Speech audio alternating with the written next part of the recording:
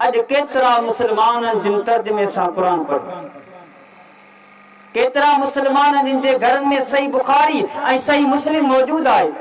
केतरा मुसलमान हैं जेके कुरान हदीस के इल्म के समझण की कोशिश कन पिया,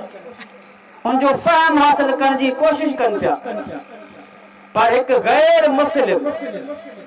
एक हिंदू मजहब से जो ताल्लुक है, वो चवे तो मूं तव्हां मुसलमानन जो कुरान तर्जमे से पढ़ियो आहे, मूं तव्हां मुसलमानन जे हदीसुन जा किताब पढ़िया आहिनि ऐं मूंखे ख़बर पइजी वई आहे, ऐं सम्झां थो त जेकॾहिं हिन काइनात में को अल्लाह जे तरफ़ां नाज़िल कल हक़ीक़ी दीन आहे, उहो दीन इस्लाम आहे। इहो ई सिरात मुस्तक़ीम आहे, इहो सिधो रस्तो आहे। وَإِذَا أَخَذَ اللَّهُ مِيثَاقَ النَّبِيِّينَ لَمَا آتَيْتُكُم مِّنْ كِتَابٍ وَحِكْمَةٍ وَإِذَا أَخَذَ اللَّهُ مِيثَاقَ النَّبِيِّينَ لَمَا آتَيْتُكُم مِّنْ كِتَابٍ وَحِكْمَةٍ ثم جاءكم رسول مصدق لما معكم لتؤمنن به ولتنصرنه أقررتم وأخذتم على ذلكم إصري قالوا أقررنا قال فاشهدوا وأنا معكم من الشاهدين فمن تولى بعد ذلك فأولئك هم الفاسقون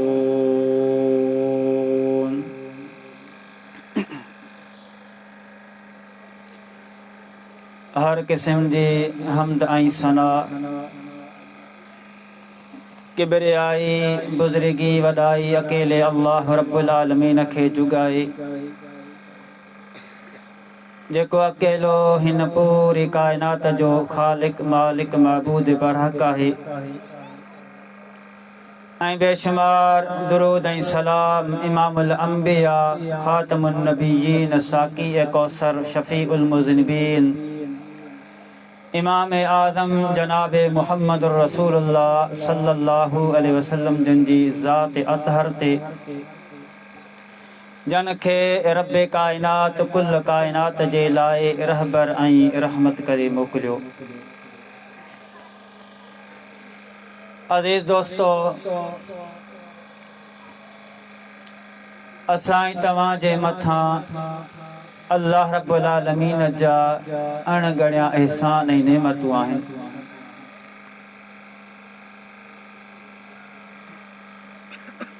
अल्लाह जूं जेकी असां जे मथां नेमतूं आहिनि, एतिरियूं त आहिनि जेकॾहिं असां सभई इंस ऐं जिन, बल्कि अल्लाह जी सारी मखलूक इन लाइ जमा थी वञे तो अल्लाह जे नेमतुनि जो शुमार कनि। यकीनन अल्लाह जी सारी मखलूक आजिज़ थी सके थी, मगर अल्लाह जे नेमतुनि जो शुमार नथो करे सघे। अल्लाह रब्बुल आलमीन जो फरमान आहे, व इन तउद्दू निअमतल्लाहि ला तुहसूहा, जेकॾहिं तव्हां अल्लाह जे नेमतुनि खे ॻणणु चाहींदो ॻणे न सघंदो। अज़ीज़ दोस्तो, अल्लाह जे उन्हनि मिड़नी नेमतुनि मां हिकु अज़ीम नेमत जेका अल्लाह रब्बुल आलमीन असां तव्हां जे मथां कई आहे,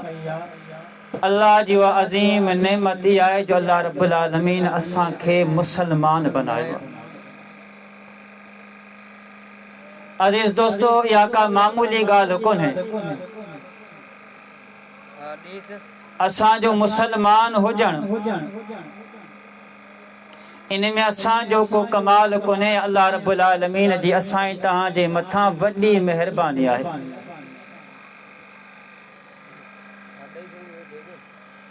अंदाज़ो लगायो, जेकॾहिं अल्लाह रब्बुल आलमीन असां ऐं तव्हां मां के गैर मुस्लिम घराने में पैदा करे आ साईं तव्हां जो हाल छा हुजे हा असां के अल्लाह रब्बुल आलमीन जे घराने में पैदा कयो जे घराने में असां तव्हां जो जन्म थियो असां ॼायासीं असां जे कन ते ये कलिमा पोता अल्लाहु अकबर अशहदु अल्ला इलाहा इल्लल्लाह अशहदु अन्न मुहम्मदर रसूलुल्लाह सल्लल्लाहु अलैहि वसल्लम। अम्मा जी झोलीअ में असां तव्हां खे इहो कलमो मिली वियो ला इलाहा इल्लल्लाह मुहम्मदुर रसूलुल्लाह सल्लल्लाहु अलैहि वसल्लम। अल्लाह का सिवाय को भी हकीकी महबूद ना है। मोहम्मद सल्लल्लाहु अलैहि वसल्लम अल्लाह जो सच्चो रसूल है। इहो कलमो असां तव्हां खे अम्मा जी झोली में मिली वियो। केॾी खुशकिस्मती आहे। ऐं चवंदो आहियां जेकॾहिं असां तव्हां मां कंहिं माण्हू खे एतिरी उमिरि मिली वञे अॼु खां वेंदे क़यामत जे ॾींहं ताईं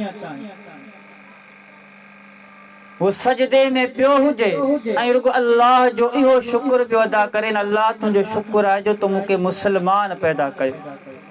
इस्लाम जी अज़ीम नेमत तूं मूंखे अम्मा जी झोली में अता कई। यकीन अल्लाह रब्बुल आलमीन जो शुक्र अदा नथो करे हक़ अदा न थी सघे। यार दुनिया में कई अहिड़ा माण्हू तव्हांखे मिली वेंदा जिन हिन क़ुरान खे पढ़ियो प्यारे प्यारे सलात सलाम जी हदीस के पढ़ियो ऐं समझी चुका तो यकीनन दीन इस्लाम अल्लाह जे तरफा नाज़िल कयल हकीकी दीन आहे। अल्लाह जो आईन आहे दस्तूर आहे। इहो ई सिधो रस्तो आहे। इहा ई सिरात मुस्तक़ीम आहे। पर पोइ उन्हनि माण्हुनि खे दीन इस्लाम नसीब न थियो। छो जो उन्हनि जे लाइ बावजूद फहम जे बावजूद समझण जे कई अल्लाह रहम करे त चैलेंजेस कई मसाइल दरपेश कई रुकावटूं दरपेश समझे पियो त इस्लाम हक़ आहे चाहे तो त क़बूल करियां पर उन जे बावजूद उन खे इहा नेमत नसीब न थी सघे। यार ॿियनि खे त छॾे ॾियो पर दुनिया में उहो भी एक इंसान जे आखिरी पैगंबर मोहम्मद रसूलुल्लाह सल्लल्लाहु अलैहि वसल्लम जी तरबियत कई परवरिश कई। अल्लाह जा रसूल अञा नंढड़ा संदन वालिद फोत थी वियो संदन वालिदा फोत थी वई उनजी परवरिश केर था कनि उनजो चाचो अबू तालिब। अल्लाह जा रसूल गालिबन 10 सालन जा या 12 सालन जा अबू तालिब हिकड़े काफिले सां गॾु वापार जे सिलसिले में शाम जो सफ़र कनि था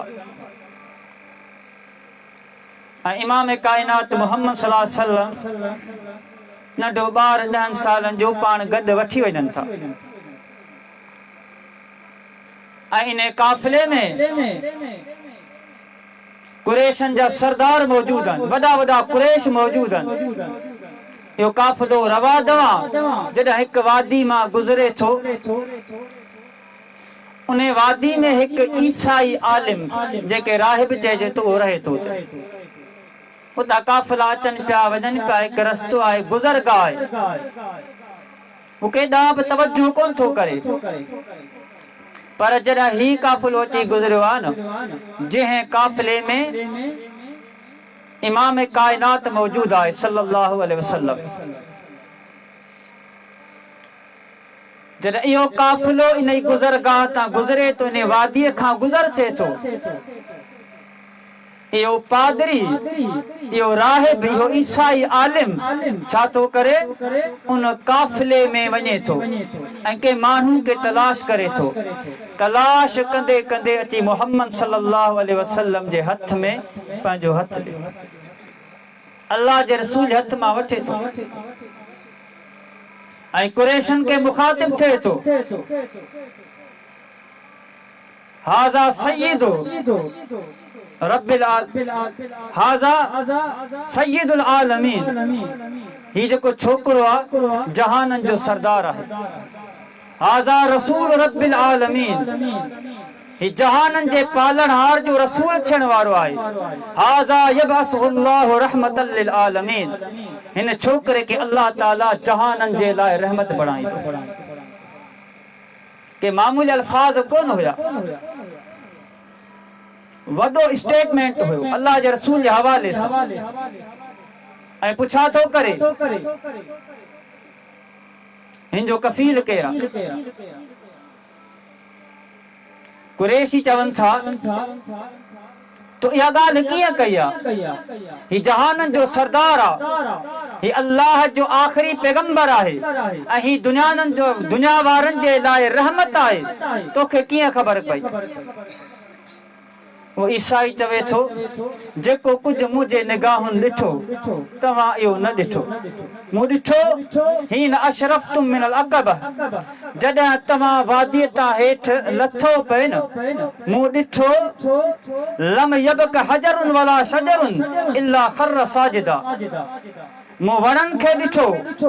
मूं पत्थरनि खे ॾिठो, मूं जबलनि खे ॾिठो। इन छोकिरी जे तहज़ीम में, इन छोकिरे जी तहज़ीम में झुकी पिया। ऐं छा थो चवे?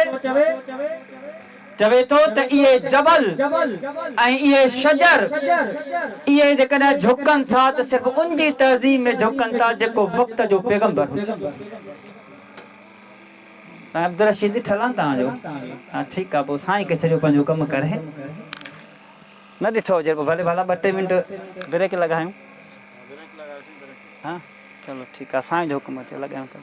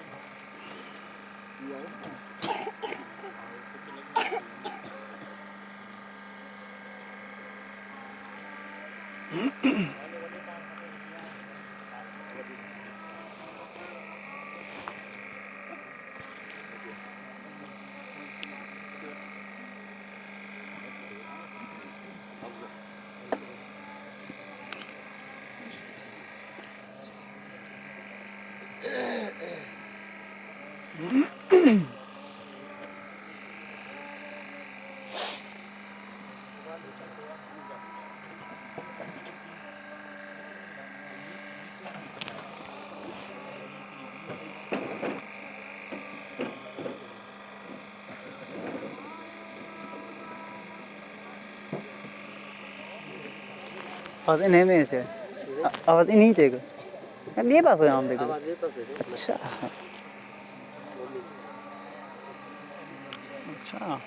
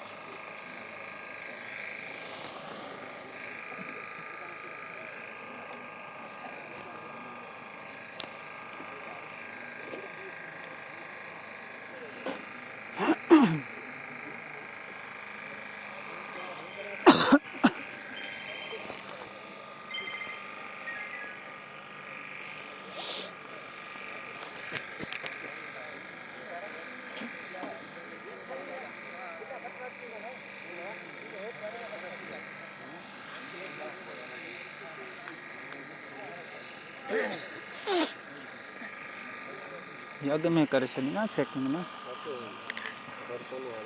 अच्छा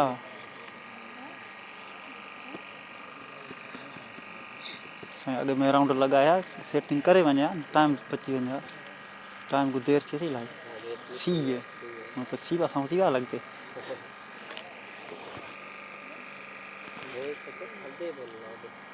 स्पीकर के ना लड़े खबर है कनेक्शन ही कौन है कनेक्शन ही कौन है अच्छा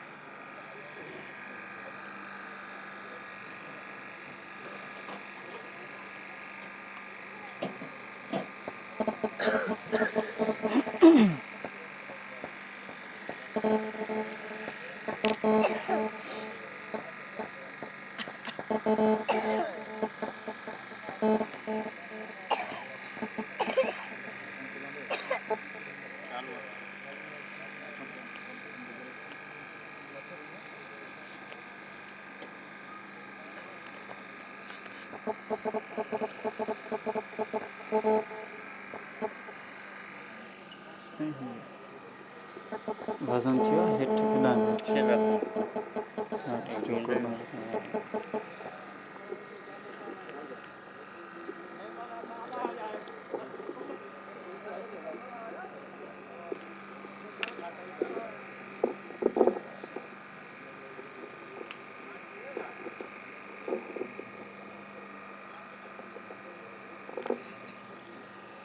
के लखो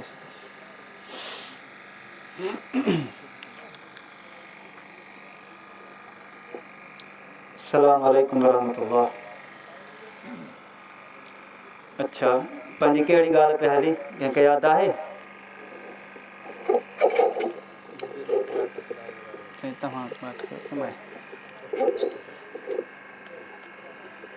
पाण बोलने को याद होंगी सही कुछ रखो से हाँ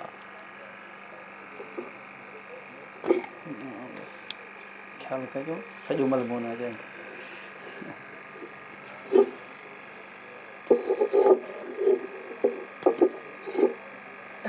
बस ठीक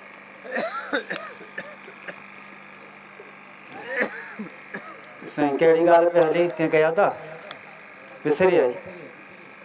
चलो ॻाल्हि इहा पे हली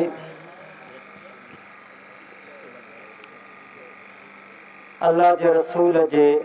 चाचे जे हवाले सां जे अल्लाह जे रसूल जी परवरिश कई शाम वठी विया उते हिकु ईसाई आलिम उन काफ़िले खे ॾिठो अल्लाह जे रसूल जे हथ मां अची वरितई ऐं चवणु लॻो त हाज़ा सय्यदुल आलमीन सय्यदु रब्बिल आलमीन न सय्यदुल आलमीन हीअ छोकिरो जहान जो सरदार आहे हाज़ा रसूल रब्बिल आलमीन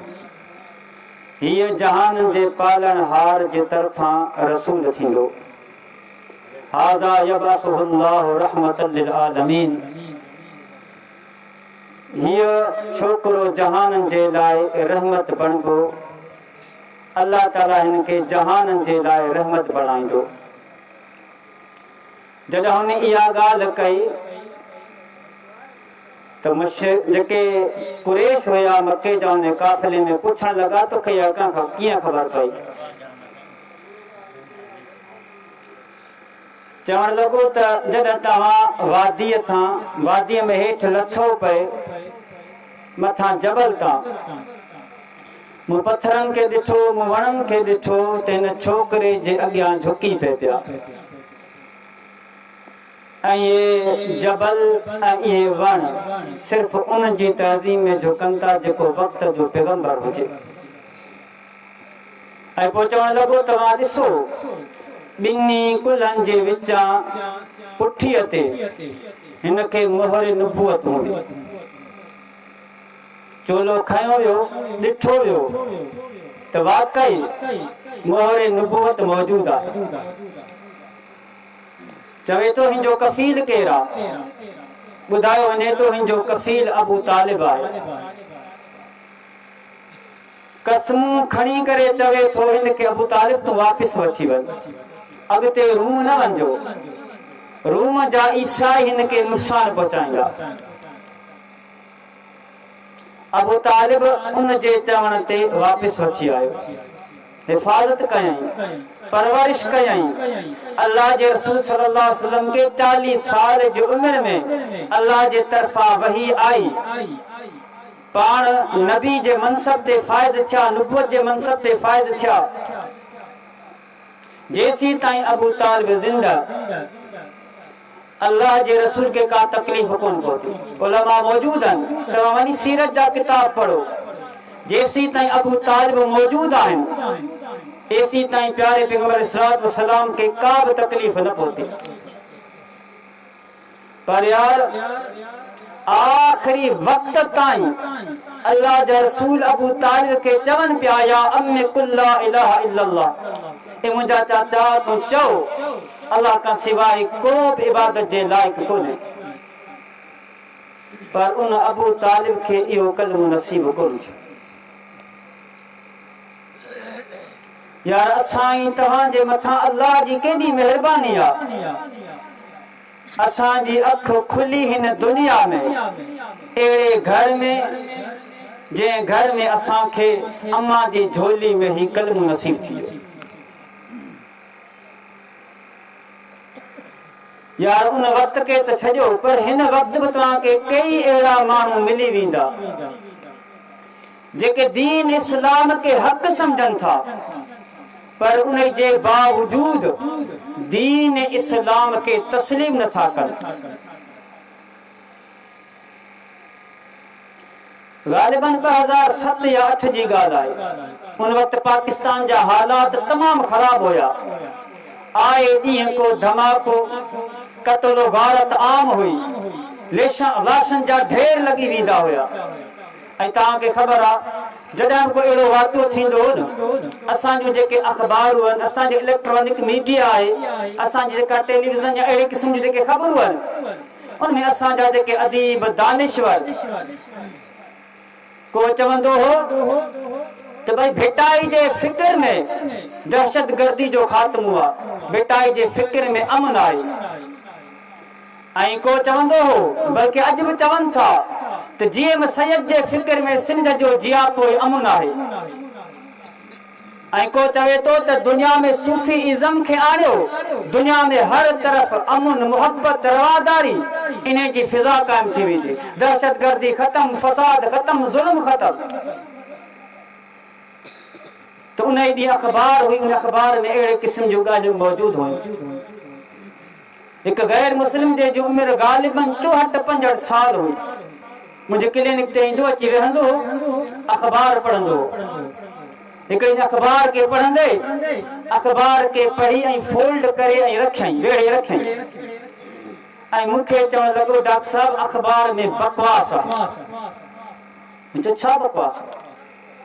जे अख़बार में लिखियो पियो आहे त भिटाई जे फिक्र में अमन आहे, को चवे जी मसह जे फिक्र में अमन आहे, को चवे सूफियत में अमन आहे, चे अमन कंहिं में बि कोन्हे। हाणे हुन जा अल्फाज़ तव्हां ॿुधो छा थो चवे। हिकु गैर मुस्लिम चवे थो, डॉक्टर साहब आऊं चवां थो, आऊं सम्झां थो,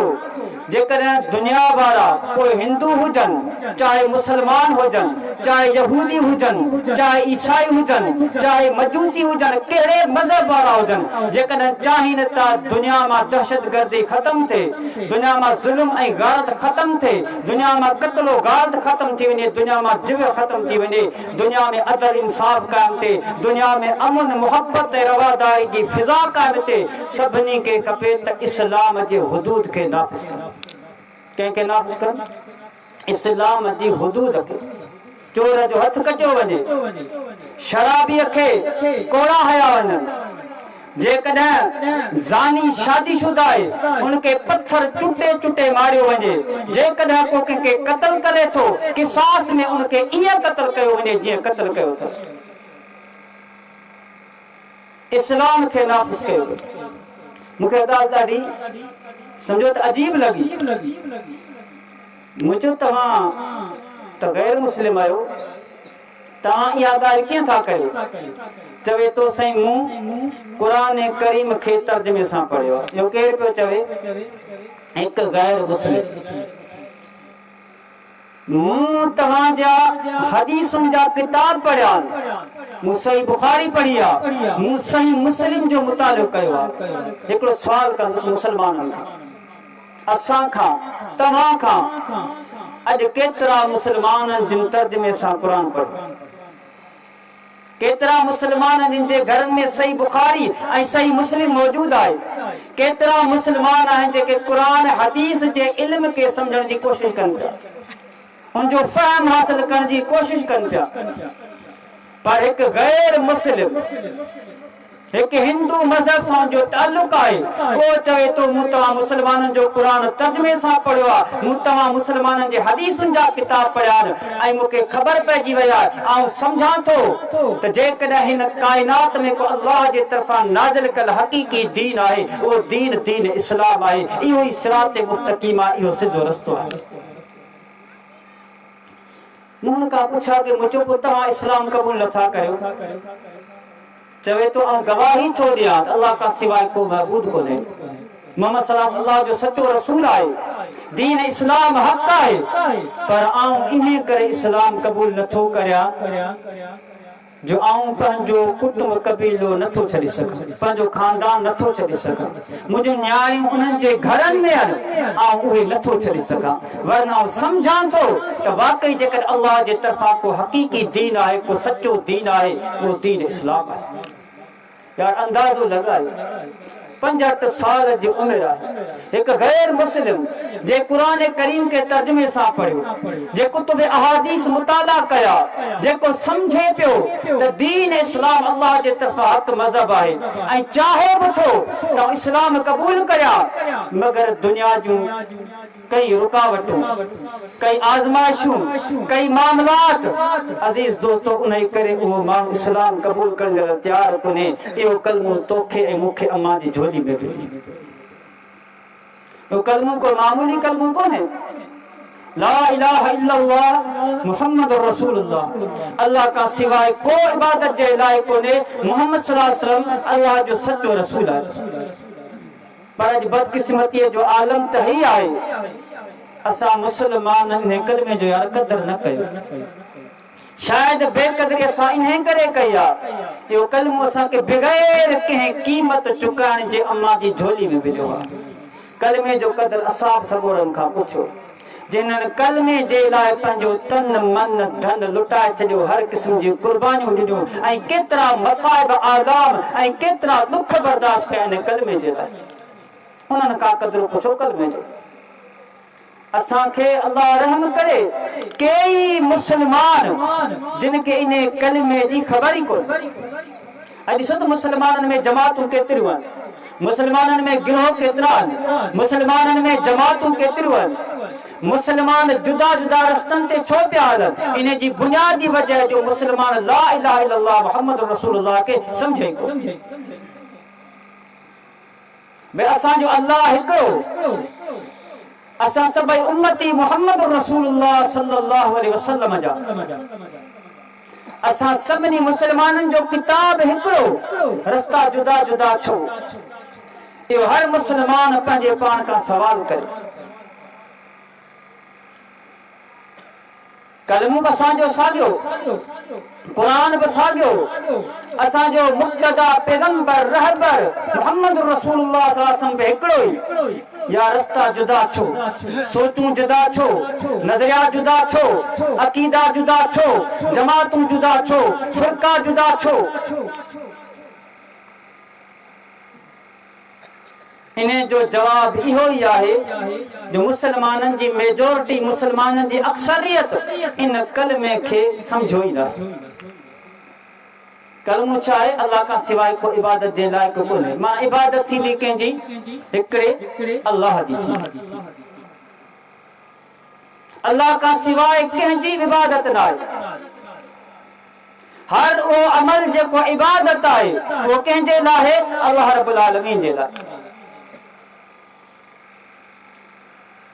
कुल इन सलाती व नुसुकी व महयाय व ममाती लिल्लाहि रब्बिल आलमीन।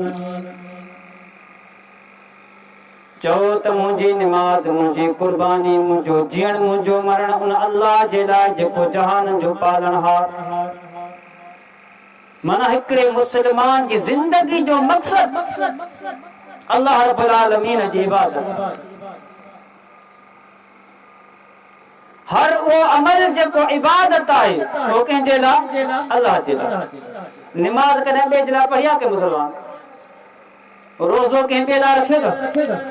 हज कंहिं ॿिए लाइ मुसलमान करे थो, ज़कात कंहिं ॿिए जे लाइ आहे, छाकाणि इबादत आहे, इबादत कंहिंजे लाइ ख़ालिस अल्लाह जे लाइ। खैरात कंहिंजे लाइ ख़ालिस अल्लाह जे लाइ इबादत आहे।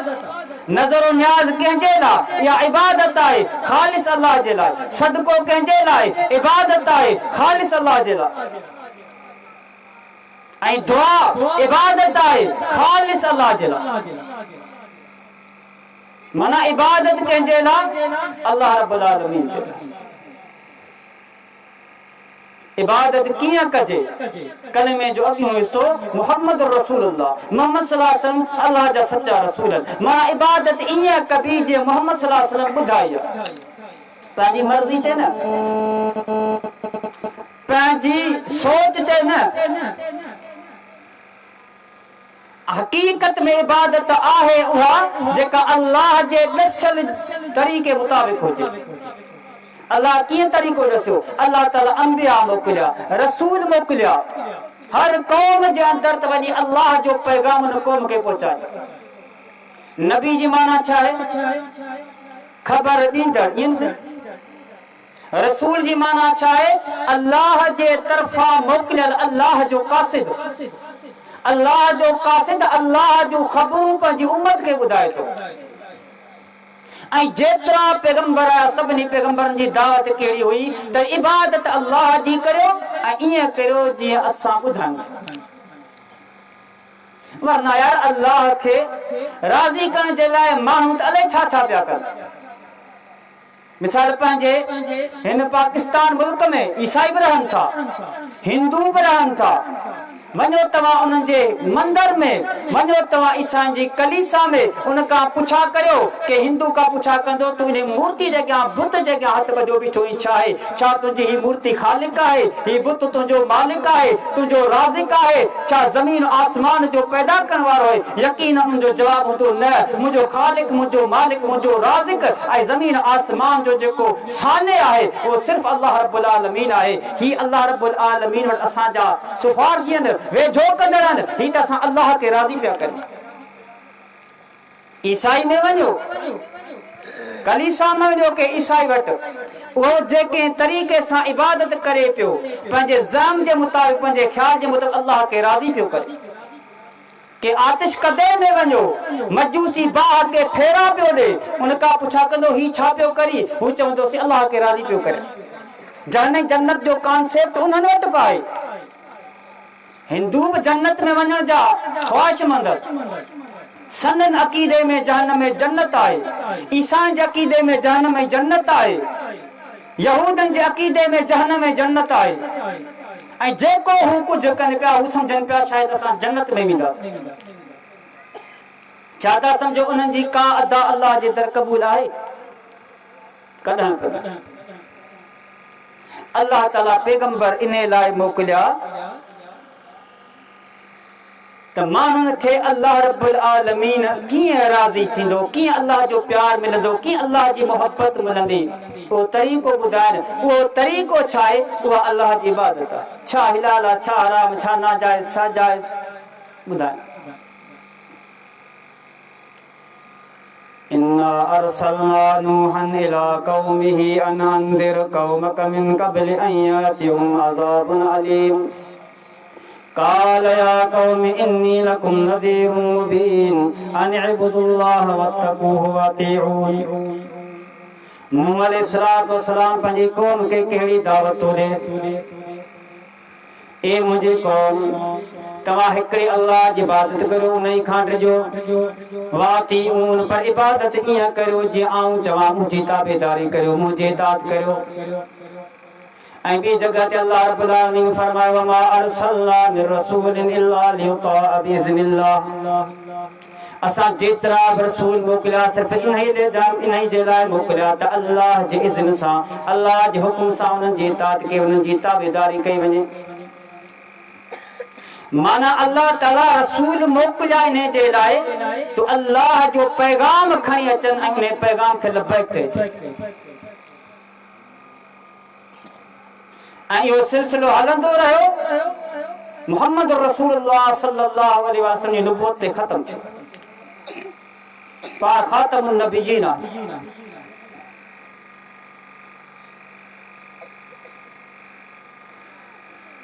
असांजे मुआशरे में ॾिसो त केॾी अल्लाह रहम करे अजीब ॻाल्हि आहे कई वेचारा मुस्लमान चवंदा आहिनि मिड़ई थो अल्लाह खे सजदो करणो कहिड़ी ख़बर अल्लाह कहिड़े ॻाल्हियुनि में राज़ी आहे चवंदा आहिनि वीचारा मुस्लमान छा यार अल्लाह ताला किथे चयो आहे क़ुर में त ख़बर न आहे अल्लाह कहिड़े ॻाल्हि में राज़ी न अल्लाह ॿुधायो त हिन ॻाल्हि सां अल्लाह राज़ी थींदो इंसान नाराज़ थींदो घणा वरी चवंदा न यार जेको जीअं पढ़े सभु कंहिंजी मर्ज़ी आहे निमाज़ थी वेंदी भला निकाह जीअं पढ़जे तीअं थी वेंदो जानवर जीअं ज़बह कजे तीअं थी वेंदो हितां ज़बह न कयो त मथां कुई छॾियोसि थी वेंदो ईअं ई पेट फाड़े छॾियोसि रत वहंदो मरी वेंदो जरा हलाल थींदो हलाल दुनिया में हर शइ जो हिकु परफेक्ट तरीक़ो आहे त अल्लाह जी इबादत जो हिकु परफेक्ट तरीक़ो आहे ऐं उहो परफेक्ट तरीक़ो कहिड़ो आहे जो प्यारे पैगंबर सलात व सलाम ॿुधायो हिते हिकिड़े सूफ़ी बुज़ुर्ग थी गुज़रियो आहे बुल्ले शाह उन जो हिकिड़ो शेर आहे न मस्जिद हो या मंदिर हो सजदा तेरी गली में किसी चीज की कमी है मौला तेरी गली में ते मिड़ई तो लागे सजदो करो मस्जिद में करे मंदिर में कर गाल मिड़ई हिकिड़ी आहे हालांकि कुरान में अल्लाह ताला किथे भी कोन चयो हाँ इहो त कुरान जे आयात जे अंदर मौजूद आहे अहादीस में मौजूद आहे इबादत इएं करियो जीअं अल्लाह ताला सेखारी आहे जीअं प्यारे पैगंबर हुकुम ॾिनो आहे जीअं प्यारे पैगंबर करे ॾेखारी आहे हाफिज़ू अलस्सलावाति वस्सलातिल वुस्ता वक़ूमू लिल्लाहि क़ानितीन व इन खिफ्तुम फरिजालन औ रुकबानन व इज़ा अमिनतुम फज़कुरुल्लाह कमा अल्लमकुम मा लम तकूनू तालमून फरमाए त तव्हां निमाज़ जी हिफ़ाज़त कयो ख़ुसूसन विची निमाज़ जी ऐं अल्लाह ताला जे लाइ तव्हां फरमान बरदार थी वियो जेकॾहिं तव्हां हालत ख़ौफ़ में आहियो जेकॾहिं तव्हां दुश्मन जे मुक़ाबले में आहियो तव्हांखे दुश्मन जो ख़ौफ़ आहे फरिजालन और रुकबाना पोइ तव्हां निमाज़ पैदल हलंदे पढ़ो या सवारी ते पढ़ो जीअं मुयसर थी सघे तव्हां निमाज़ पढ़ो अंदाज़ लॻो निमाज़ जी अहमियत केतिरी आहे इन हाल में भी निमाज को नहीं छड़ी अॼु यार केतिरा मुस्लमान वांदा वेठा आहिनि 5 दफ़ा अल्लाह जी निदाउनि जे कननि ते पवे थी अल्लाह जो सॾुनि जे कननि ते पवे थो पर अल्लाह रहम करे केतिरा मुस्लमान मस्जिद में अचनि था अल्लाह रब्बुल आलमीन फरमायो जेकॾहिं तव्हां दुश्मन जे मुक़ाबले में आहियो तव्हां जे लाइ ख़ौफ़ जी हालत आहे पोइ जीअं मुयसर थी सघे तीअं निमाज़ पढ़ो फ़इज़ा अमिनतुम फ़ज़कुरुल्लाह कमा अल्लमकुम मा लम तकूनू तालमून पर जॾहिं तव्हां पंहिंजे घर में मोटी अचो अमन वारा थी वञो तव्हांखे को ख़ौफ़ न हुजे फ़ज़कुरुल्लाह कमा अल्लमकुम मा लम तकूनू तालमून पोइ अल्लाह रब्बुल आलमीन जो ज़िक्र ईअं करियो यानी ईअं निमाज़ पढ़ो जीअं अल्लाह रब्बुल आलमीन तव्हांखे सेखारिया तव्हांखे काई ख़बर कोन हुई निमाज में क्या है का खबर कौन हुई निमाज में रुकू कीअं कजे का खबर ही कौन हुई निमाज जा केड़ा अहकाम केड़ा अरकान काई खबर कौन है अल्लाह रब्बुल आलमीन सेखारा कीअं सेखारई मुहम्मद रसूलुल्लाह सल्लल्लाहु अलैहि वसल्लम जे ज़रिए उन्हें करे फरमाते या अय्युहल्लज़ीना आमनू अतीउल्लाह व अतीउर रसूल व ला तुबतिलू अमालकुम ए ईमान वारो तव्हां इताअत करियो अल्लाह जे रसूल जे पंहिंजे अमलनि खे बर्बाद न कयो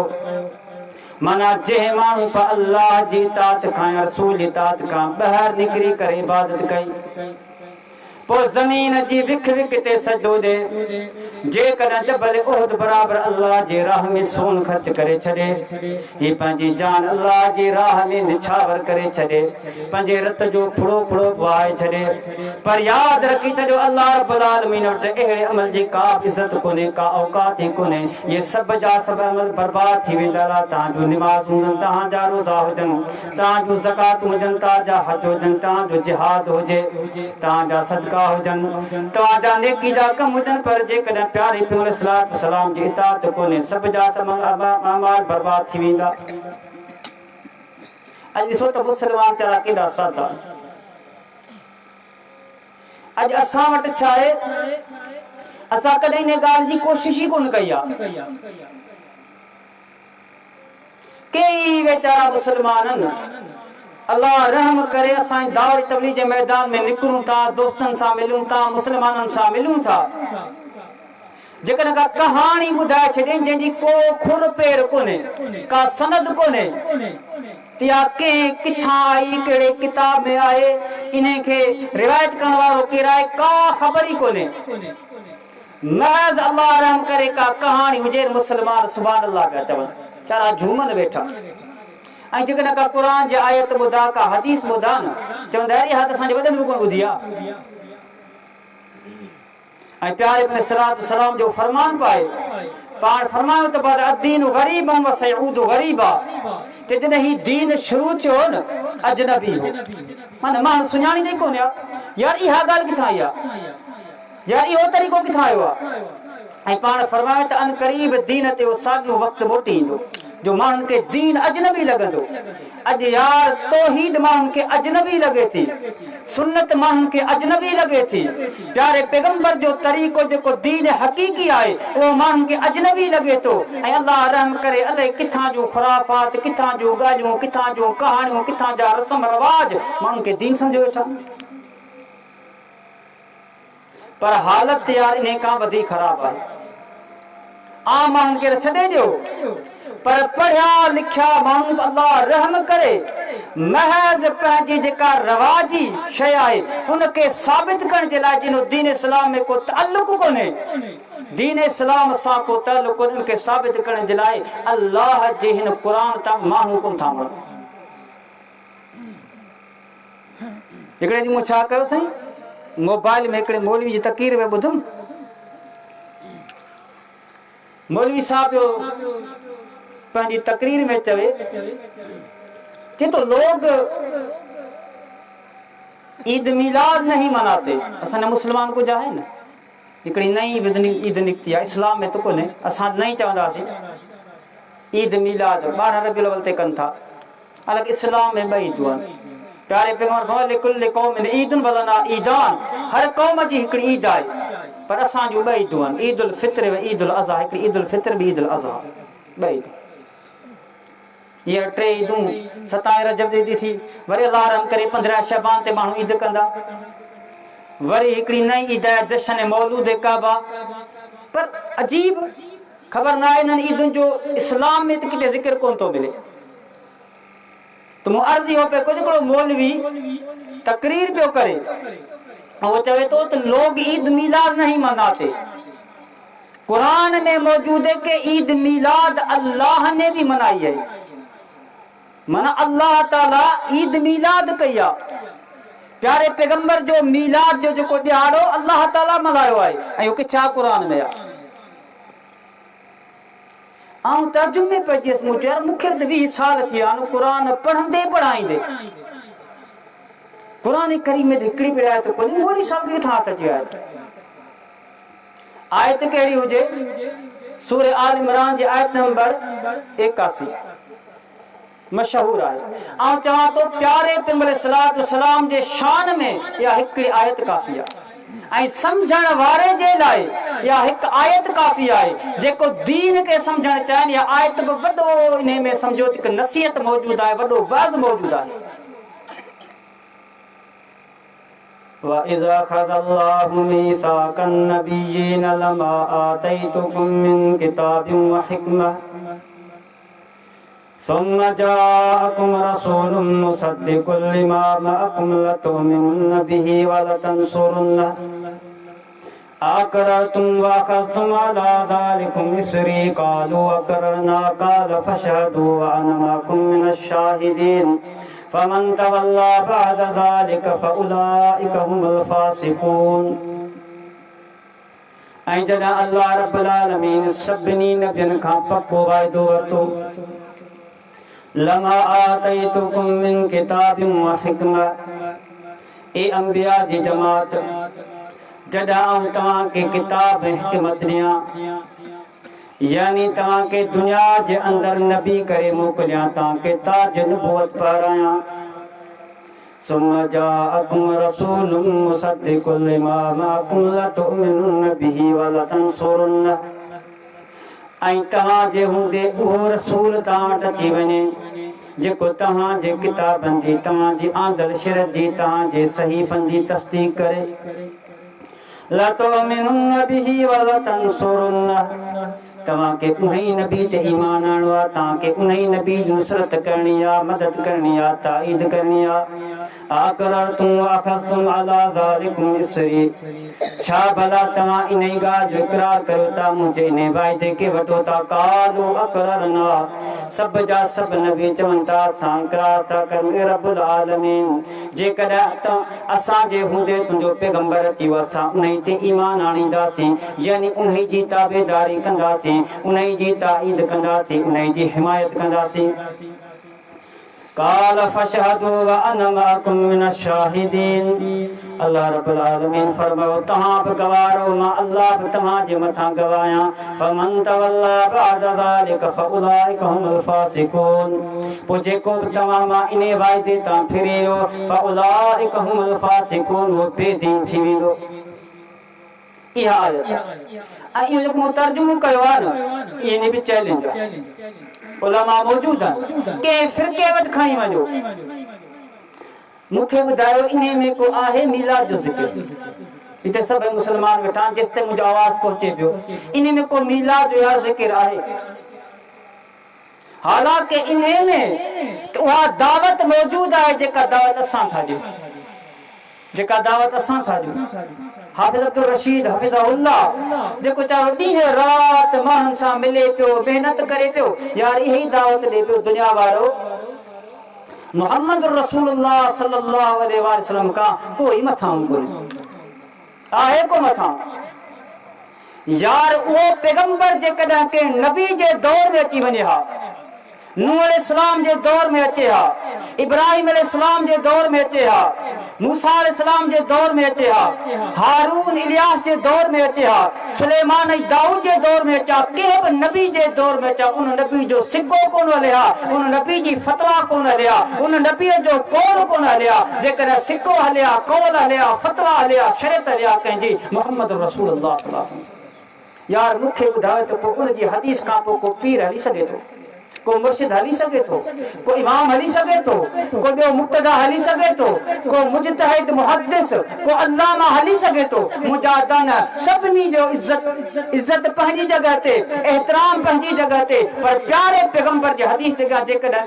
कंहिंजी बि ॻाल्हि अची वई उन ॻाल्हि खे त रद्द कबो मगर मुहम्मद रसूलुल्लाह सल्लल्लाहु अलैहि वसल्लम ॻाल्हि खे रद्द न कबो इहा असांजी दावत इहा दावत इन दावत में का ख़राबी इन दावत में का कजी इन दावत में को मसलो आहे यार हर मुसलमान के इन दावत के तहे दिल से कबूल करण खपे आखिरी गाल करे ॾिसो त सहाबा इकराम रिज़वानुल्लाह अलैहिम अजमईन इन आयतुनि खे बखूबी समझंदा हुया अमल कंदा हुया ऐं प्यारे सलात व सलाम जी अज़मत का वाक़िफ़ हुया केॾी वॾी शख्सियत जी फतवा अची वञे कौल अची वञे इमाम कायनात मुहम्मद रसूलुल्लाह सल्लल्लाहु अलैहि वसल्लम जे फरमान खे कुझु छॾींदा हुया अब्दुल्लाह बिन अब्बास रज़ियल्लाहु ताला अन्हुमा प्यारे पैगंबर जो सहाबी आहे संदन सौट आहे जंहिंखे प्यारे सलाम जे लाइ दुआ घुरी त अल्लाहुम्मा फ़क़िहु फ़िद्दीन ए अल्लाह त अब्दुल्लाह बिन अब्बास खे दीन जो ॼाणू बना फ़क़ीह बना दीन जो वॾो फ़क़ीह हो अब्दुल्लाह इब्न अब्बास रज़ियल्लाहु ताला अन्हु मां कुछ माण्हू आया अॼु हिकिड़ो सुवाल कयो सुवाल कहिड़ो था कनि हज तमतो कजे या न कजे अब्दुल्लाह इब्न अब्बास रज़ियल्लाहु ताला अन्हुमा फरमाइनि था त इमाम कायनात मुहम्मद सल्लल्लाहु अलैहि वसल्लम हज तमतो जी इजाज़त ॾिनी आहे कोई माण्हू जवाब में छा था चवनि सही तव्हां त असांखे हदीस ॿुधायो पिया अबू बकर उमर रज़ियल्लाहु अन्हुमा उन्हनि जी फतवा आहे त को बि हज तमतो न करे यार हिकिड़ो सवाल तव्हां कया ही ॻाल्हि कंहिंजी आहे ही फतवा कंहिंजी आहे की आम मौलवी जी कोन्हे ही कौल कंहिंजो आहे जनाब अबू बकर सिद्दीक़ रज़ियल्लाहु ताला जो ओ अबू बकर सिद्दीक़ रज़ियल्लाहु ताला जो जो हिन उम्मत में सब खां वधीक फज़ीलतुनि वारो सब खां वधीक अफ़ज़ल आहे जंहिंजे बारे में प्यारे पैगंबर सल्लल्लाहु अलैहि वसल्लम फरमायो जे शोबल ईमान बहकी न रिवायत मौजूद आहे जेकॾहिं मीज़ान जे साइमी जे हिकिड़े पलड़े में पूरी उम्मत जो ईमान रखियो वञे ऐं ॿिए पलड़े में ईमान अबी बकर रखियो वञे यानी अबू बकर सिद्दीक़ जो ईमान रखियो वञे अबू बकर सिद्दीक़ रज़ियल्लाहु ताला जो ईमान ॻरो थी अबू बकर जहिड़ो को बि कोन्हे उम्मत में ऐं उमर बिन ख़त्ताब रज़ियल्लाहु ताला जी शख़्सियत केॾी अज़ीम शख़्सियत आहे हालांकि उन्हनि जो इहो हिकु इंतज़ामी क़दम हुयो त भई माण्हू जेकॾहिं मिसाल आहे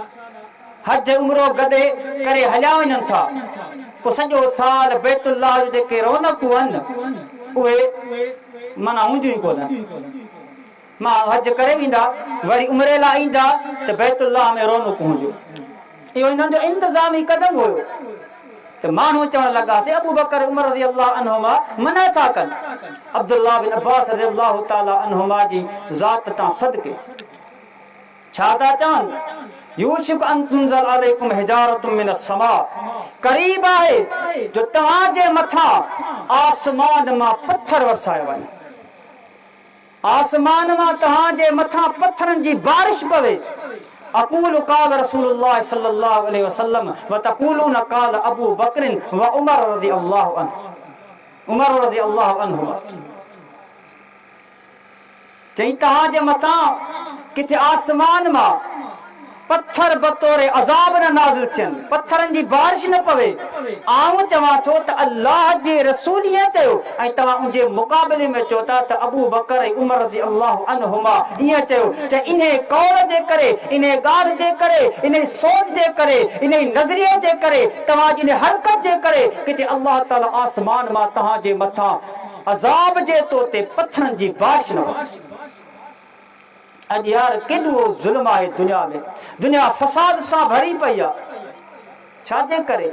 असांजो कोताहियूं असांजा गुनाह प्यारे पैगंबर सल्लल्लाहु अलैहि वसल्लम जी मैसियत